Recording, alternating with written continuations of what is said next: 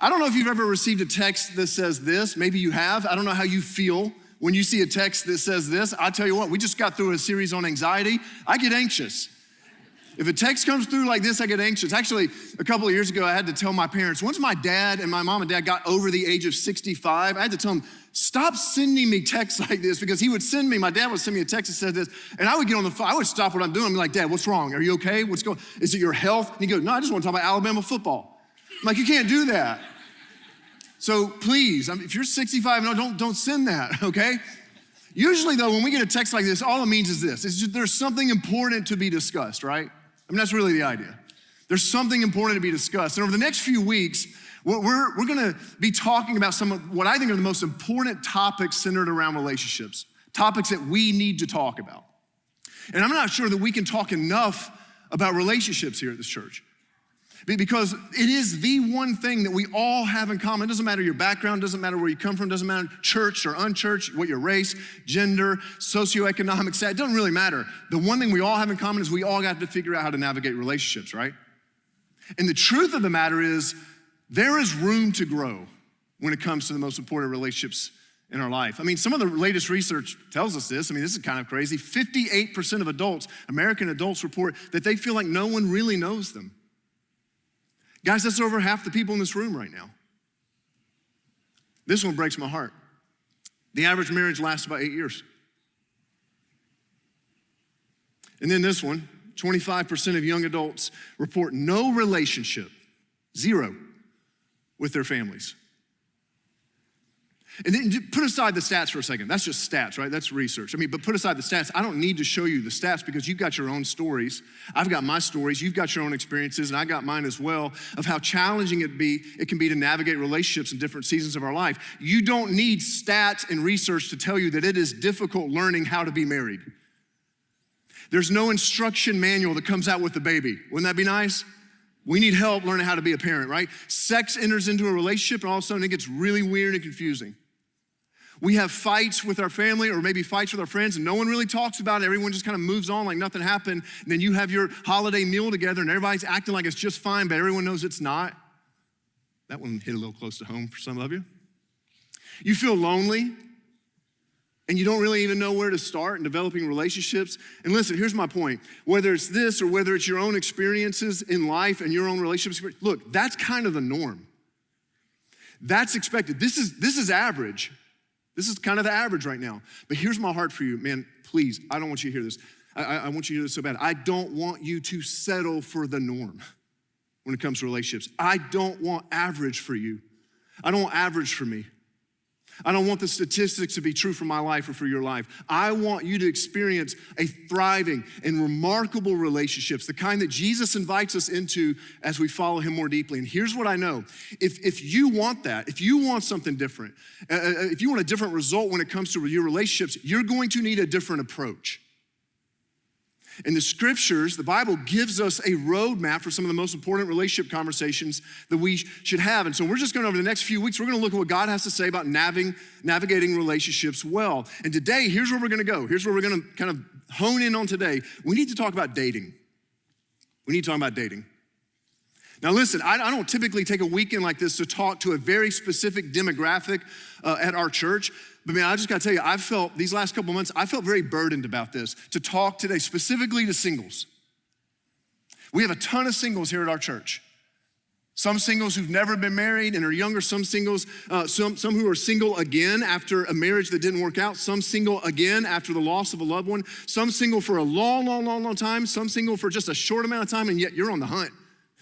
I mean, it runs the gamut here. And I also know that, many of you, you're not in this boat personally right now, but you've got friends that are. Or you're a parent, or you're a grandparent, and you're trying to figure out how to talk to your kids or your grandkids about this, about how to navigate dating. And today I think is gonna give you language as you come alongside your single friends and you try to help guide your kids or grandkids through dating relationships. And before we get rolling here, I feel like I need to state this about as clearly as I can possibly state it. So just please hear me on this. Some of you are here today and you are single and you are perfectly content. And I need you to hear that we live in a culture right now that holds up romantic relationships as one of the pinnacles of human experience. And because of that, it has brought pressure on some of you who are single. And some of you, as you've watched your friends go into all these dating relationships and you haven't, or maybe you've seen them all get married off, it's made you have a sense of being less than. And there's been this pressure that's been put on you. And so before we jump in today, I want to say to all the single people here today, did you know the Bible, the New Testament describes singleness as a gift? Did you know that? It's a gift. Some of the married people here right now is like, yeah, I can believe that. It's another sermon for another time. We'll just shelf that for a couple weeks from now. Singleness is not a burden. Singleness is not a plague. Singleness does not make you less than. It is a gift. Why? Because if you are a follower of Jesus Christ, if you are a life changed by Christ, your ultimate allegiance is to Jesus and pursuing his plan for your life. And the Apostle Paul, who made some of the most significant impacts for the cause of Christ and was single, says that singleness allows us to focus, distraction-free on the opportunities that God puts in front of us to love people, to serve, to go, to give, to love others without having to consider the implications of a spouse. And Jesus, the ultimate embodiment of what it is to be human, was single. But I also know that for a majority of you, marriage or at least dating will be something that you engage in at some point. And so today, if that's where God ends up leading you, then I just want to talk really practical, super practical today about some guidance that the Bible gives us related to dating. And we need some guidance, don't we? Because unless you're Travis Kelce, the modern dating scene isn't working. Most of us cannot throw out a few hints and lock in a date with T Swift. If you don't know what I'm talking about right now, you were not on the internet this week. See, here's the sort of the environment we live in right now, man. We've got this toxic mixture of this hookup culture right now, combined with more access on social media and dating platforms than ever before, combined with societal pressures, combined with insecurities that has just left so many of us more confused and insecure and lost in knowing how to navigate the dating landscape. And here's my point. It's easier than ever to find a date. And yet it feels more complicated than it's ever been. And because it's complicated, what so many of us have done is we just kind of thrown up our hands in the air and just gone into dating relationships without any sort of intention, without knowing what we're really looking for in another person. I don't know how you do in grocery stores, but we don't get along, me in grocery stores. I struggle in those things. So Jenny tries to help me out as best as she can. She, if I ever go and I need to go get something she'll make a list for me. But to be honest with you, that doesn't always help because I don't know how it works in your home, but here, Jenny will put in, she'll put the list down and then she'll make these little commentary notes next to them. Like it'll say apples, parentheses, not the big kind. All right. Get the most natural detergent you can find.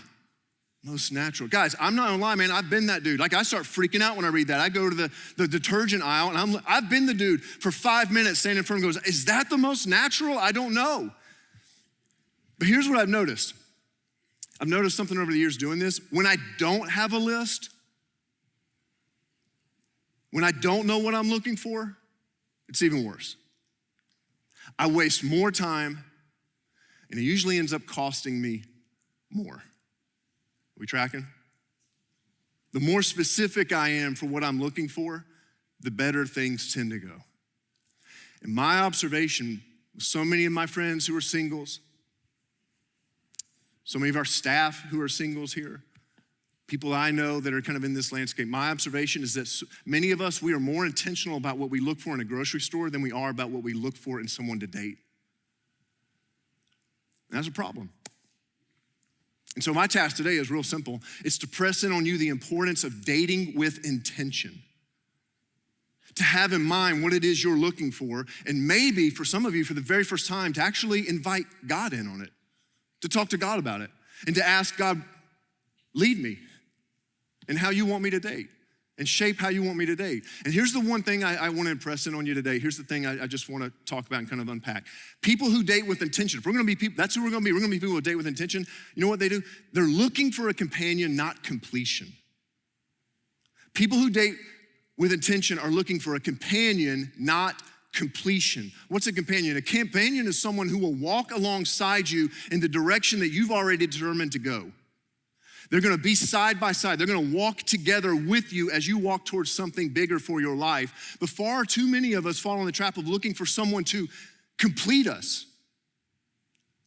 I want you to listen to this absolutely remarkable statement that the Apostle Paul, he was one of the very first followers of Jesus. He was a leader in the early church, and he writes this letter to some of the very first followers of Jesus, and he writes this statement. It is absolutely remarkable. He says this, so you are also what?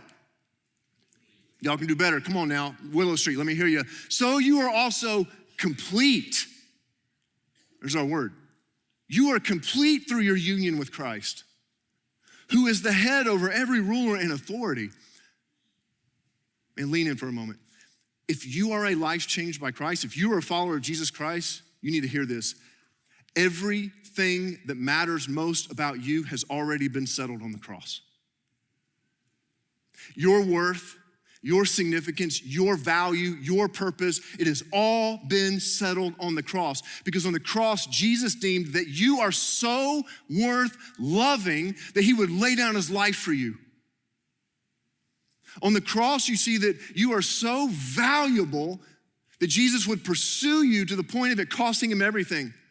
You don't need more purpose given to you in your life because in Jesus, we've been invited to partner with him in his work in this world of pointing people to the hope and love of God that is available to everyone. That's your mission. That's your purpose. And I just need you to hear this remarkable truth about anyone who has placed their faith in Christ. You are complete. You're complete. And why that's so important for us to just get burned into our heart is because we live in a world that is intent on telling you, you're not complete.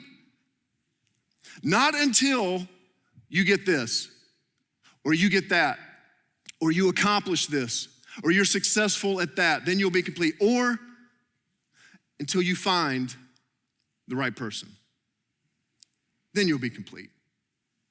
And the good news is that in Christ, you don't need anything more in order to be complete. Being married will not fulfill the ultimate parts you need fulfilled in your life. The promotion will not do it. The money, the sex, the accomplishment, it's all like chasing the wind, as the writer of Ecclesiastes said. Just when you think you've got it, you grab hold and it's gone.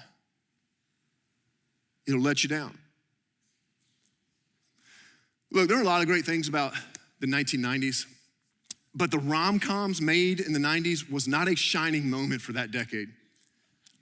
And if you lived in the 90s, you probably know this guy right here. You guys know this guy? Yeah. This is Jerry Maguire, man. It's Jerry Maguire. And of course, this is like the climactic moment of the entire movie right here. If you haven't seen it, don't. It is not worth your time.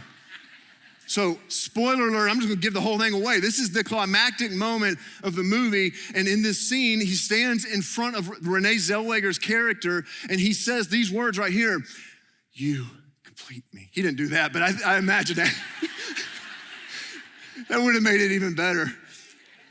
He says, you completely. You know what Paul's saying? The Apostle Paul's saying, man, if he were a follower of Jesus, he would have grabbed Renee Zellweger's character by the shoulders and looked passionately into her eyes, and he would have said, I'm already complete. I have all that I need to be perfectly content and filled up in this life because my value and worth is found in what God did for me and his infinite love displayed on the cross. But if you want to go on a date, I'd be more than happy to. Yeah. But see, that's not going to sell movies. And all I'm saying is that while that idea right there sells movies, looking to anyone to complete us is a burdensome way to go through life. I mean, how much pressure are we putting on other people to do what only Jesus can do for us? And guys, I say this with all compassion, man, because this breaks my heart, but we already saw that stat a moment ago that most marriages don't make it past 8 years. No wonder so many marriages end up struggling. If that is the expectation, no wonder they end up struggling. They are bound. Your other person, the partner that you have, the spouse, they are bound to disappoint you. But if you've already found that your ultimate fulfillment in the love of God for you, you will not place that impossible burden on someone else to provide it for you. If we want a relationship, we want relationships different than the average, we're gonna have to have a different approach. We're gonna have to date different. We're gonna date with intention. That's what we're gonna do. We're gonna look for a companion, not completion, because we're already complete in Christ. We're not looking for someone to fill us up, but we are looking for a companion who will walk in the same direction that we're walking. So how do we do that? How do we determine who might make a good companion? Who might be worth dating and making a good companion as we walk alongside, as we desire to follow Jesus? And I want to read you a list of 5 things that the Apostle Paul wrote to a young man named Timothy related to the kind of character that Jesus Christ will form in us.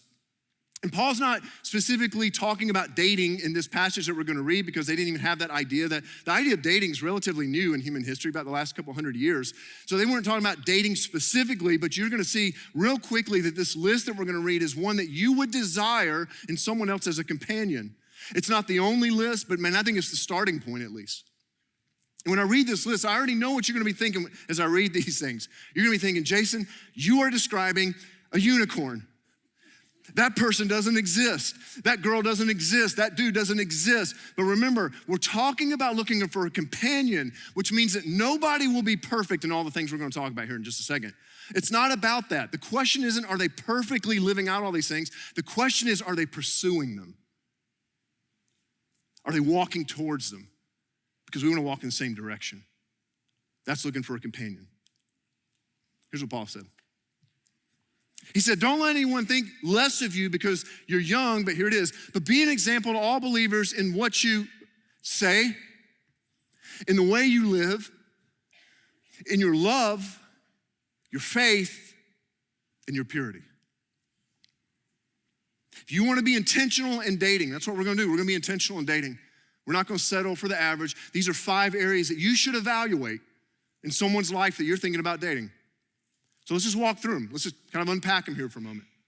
He says that, he talks about speech and what you say. So let's talk about speech for a second. Here's the question you should ask.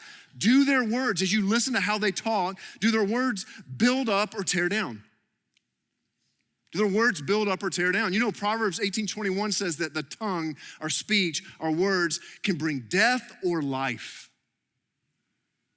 Boy, some of us know that, don't we? Because we've been on the receiving end of words, some of us that built us up, some of us tear us down. See, our words have the power of life and death. Our words can heal, our words can hurt, our words can bring life, our words can drain life, our words can build up and encourage, our words can tear down and discourage. And if we're gonna date for a companion, we should ask and observe, how do they talk about others? How do they talk about other people that they don't even really like that much? How do they speak about their family? Are they honest with other people? Do they talk about people behind their back? These are all things to be watching. I came home last week, I think it was. I came home one day, and Jenny was out of town for a couple days, for 2 days, and so she had just left. I came home to my desk in my home, and she left these 2 notes. And they're real simple. Just one of them just had a Bible verse on it, just Proverbs 4:23, above all else, guard your heart, for everything you do flows from it. And then on the other side, she just said, just keep fighting for this in all you do, Jason. And she just said, I'm so grateful for the way you lead our family in this way. XXOO. We're gonna keep it PG. And here's the thing. That built me up. It did something in me. And you know what? Here's why I'm telling you this. It didn't surprise me at all to find these sitting on my desk. You know why? Because I saw this in her when her name was Jenny Marie Parker, not Jenny Marie Mitchell. When we were dating, I watched how she built others up with her words. I watched how she used her words while we were dating, how she brought life to other people. And those notes are just consistent with who she's always been. You want to date with intention. You give yourself enough time to listen for how they use their words. It matters deeply. Paul also says to be watching for the way that you live. You know what that is? That's character. A couple questions you should ask to determine and to watch and evaluate someone's character. What comes out when they're squeezed? I said this last night and people were giggling, so I don't know. It's kind of a weird, anyways, we'll get to that later. Are they the same in private as they are in public? How do they treat people who can do nothing for them? This all describes and all begins to give you a sense of character, or as Paul said, the way that they live. You want to watch someone and how they respond when they're squeezed. Let's talk about that for a second. See, we all have, do you have like a brand of toothpaste you love? Like most people have like, ours is Tom's non-fluoride because we're granola in our home, whatever. I love it. But you got your favorite toothpaste, probably the one that you've been using for a long, long time or whatever. And part of the reason why you stick with it is because you know what's gonna come out when it's squeezed, right? When there's a little pressure exerted on it, you know what to expect. See, the question is, if you want to determine someone's character, like, is this a companion that could walk beside me? You ought to ask and ought to watch, how do they respond when there's a little pressure on them? You should give yourself time to watch that. How do they handle stress that's being squeezed? How do they handle loss, failure, adversity? See, Paul says in Galatians 5 that one of the evidences of God's working in someone's life is greater degrees of self-control. Do you see that? Do you see that track record in their life? Are they the same person in private as they are in public? That's the very definition of integrity, isn't it? See, integrity is when you're integrated. You're the same here or there. But when you're the different person here as you are here, that's a disintegrated life. Are they integrated? Like, are the same person in private as they are in public, or do they just put on an act? How do they act towards someone who can do nothing for them? You watch, you observe. How do they treat the checkout person at the grocery store? Do they even look at the host at the restaurant, or do they just stare at their phone? These all say something. And remember, we're talking about direction that they're walking, not perfection. Everyone's gonna make mistakes, man. Like, that's part of it, right? It's not that people have arrived. People are going to disappoint. People are gonna mess up. Man, it happens all the time in every one of our lives. People are gonna go sideways every now when they're squeezed. I do, it happens. That's even a test of character though, isn't it? Do they humble themselves and apologize? Do they recognize it? Do they own it? See, track record matters. And track record takes time to watch. Man, I'm telling you, if some of you, if this is the only thing you take away from the day, you need to take this away. Time is your friend when it comes to relationships, not the enemy. Time is not something to get through. Time is your friend. It's working for you. Listen, man, I've been pastoring for a long, long time. I've been in ministry for lots of years now, right? 25 years or whatever. One thing I've never heard someone say about a relationship is, man, I just moved too slow. I just wish I wouldn't have waited so long. Never heard that. I cannot tell you how many conversations I've had with people where I've heard them saying something like, I wish I wouldn't have rushed it. I just wish I wouldn't have jumped in so fast. Time is your friend if you're committed to dating with intention, because it gives you a chance to watch the way that they live, their character. Next area to evaluate is this: could they be a companion in what they love? Well, how you determine what they love? Well, ask this question: what do they give their time, energy, and resources to? You can observe that. What do they give their time, energy, and resources to? You know, when Jesus was asked what the greatest aim of life is over all other aims of life, he responded, he goes, it's simple. This is Matthew 22. He said, love the Lord your God with all your heart, soul, and mind, and love your neighbor as yourself. That's the ultimate aim. Does their life demonstrate that they love God and love people? Do they use their time, energy, and resources to demonstrate a love for God and people? Have you seen them spend their time serving others, sacrificing for others? Do they live generously with their resources no matter how much they have? Do they make it a priority to seek God as to how God would have them use their time, energy, and resources? You know, on our wedding day, Jenny and I, we made a vow to each other. We promised each other that we would never elevate each other over our relationship with God. And I knew Jenny would live up to that vow because I had watched her do it through the course of our dating. And listen, you want someone who will love God more than they love you. You may not even know you want that, but you want that. You want someone who will love God more than they love you. Why? Because if you find someone who loves God more than they love you or anyone or anything else, they will love you well. Because loving God will fuel them to serve you and honor you and sacrifice for you. Are you aligned on what you love?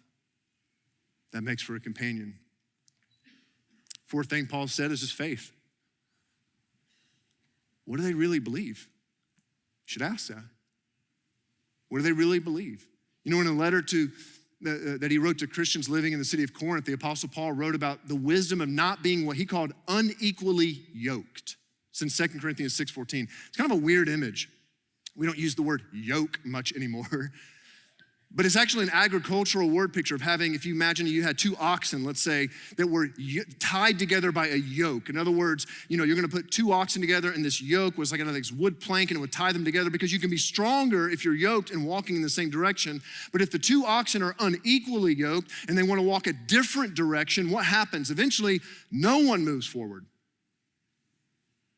You get stuck. And here's how it can play out in relationships with someone that you're not really aligned with on the faith issue here. You're unequally, you're not really yoked with them right, related to your faith. Here's what can happen. See, you're gonna be moved at some point to tithe and to give of your money and your resources to advance the work of God in this world, and they're gonna look at you like you're crazy. You're pulling in two different directions.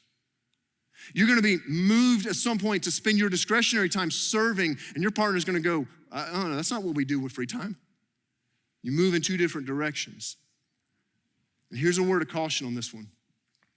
Just a word of caution. See, man, look, at our church, we have such a passion here to introduce people to Jesus. That gets us up in the morning. That is what we do here at our church. We lead people to Jesus. We go and we love people and we point them to Jesus. We invite them here. We do whatever we can to see more people introduced to Jesus. That is what we do. And when it comes to dating, this can create a little bit of tension. Because every now and then thought creeps in, well, maybe I can be the one. Like, I know we're not really on the same page with the faith thing, but maybe I can be the one to point them to Jesus. And that's true.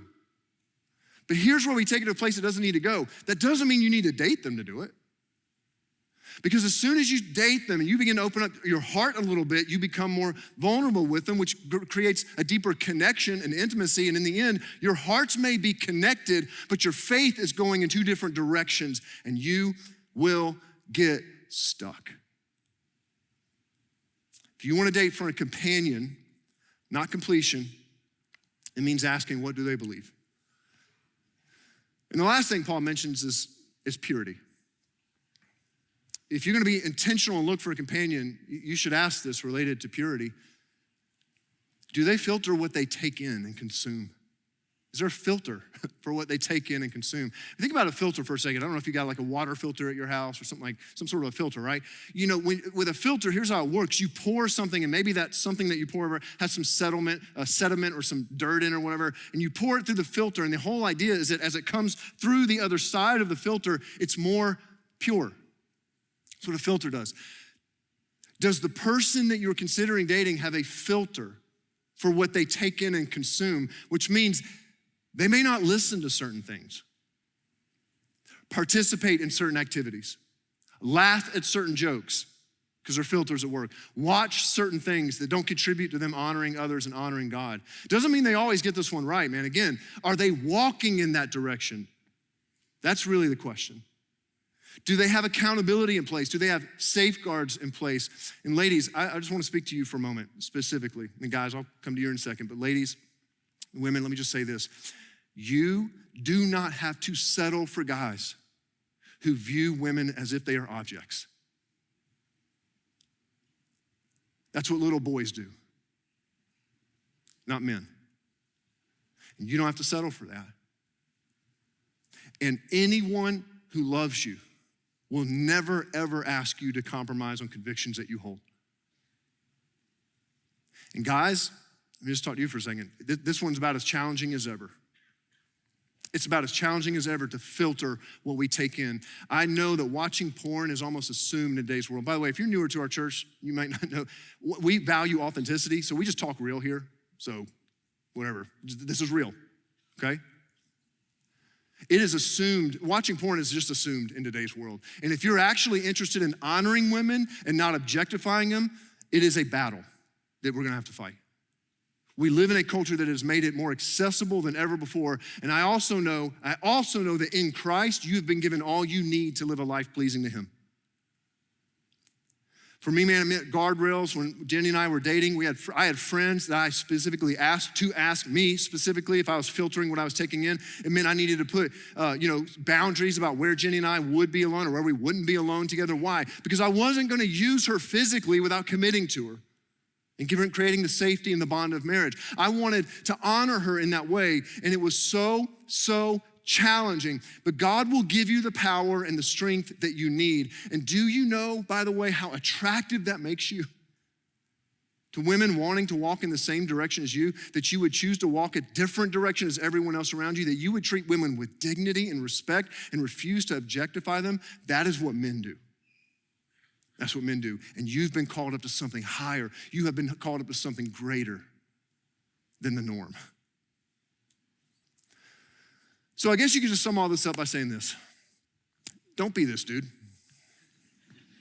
Could have saved us 31 minutes. Just told you that. Don't be this dude. That's average. That's the norm, man. Looking for someone to complete you, that's the approach everyone takes. And the stats tell us, and our experiences confirm that even though it makes for good movies, that approach isn't really working out too well in the real world. We want better than average relationships. We want to date with something better in mind, with intention, with the lens of who could be a companion as we walk towards who God made us to be, which brings me to one last question to leave you with today. A question that, honestly, it might be the most important question raised all day that applies to all of us. Every single one of us, this applies to, single or not. And it's this: am I becoming the companion I hope to have one day? Am I becoming the companion I hope to have one day? And I say that applies to everyone here because it does. Because even if you're here and you're married and already in a relationship, that question is deeply relevant for you. Is your speech, your character, your love, your faith, and your purity being shaped more into the image of Christ as you allow and follow him more closely? And listen, man, I understand that some of you are in a marriage where you're not necessarily walking in the same direction. I understand that. And if that's the case, that question is very relevant, isn't it? Because you can do that today.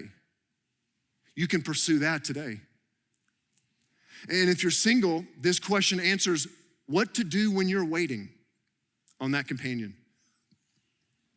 What do you do when you're waiting? Because you haven't found that companion yet.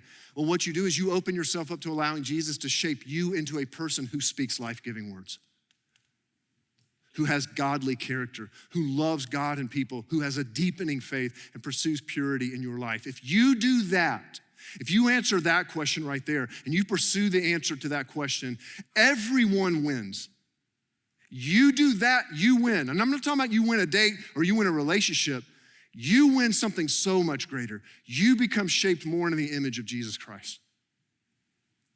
The season of waiting may be the most important season of your life because God has your undivided attention in forming you in the image of his son. Will you fight this season or will you embrace it with open hands? Asking God to form in you in this season what could not be formed any other way. And I know that this is the place that some of you are in. You are in the waiting today. And it'd be so easy to settle. But you made a decision of the story you want to write. You made a decision that you don't want to date like everyone else. You want to date with intention. And because of that, the pool is a little bit smaller. And the wait may be a little bit longer. But I want you to know, man, I am so proud. We are so proud of the level of trust that you're displaying.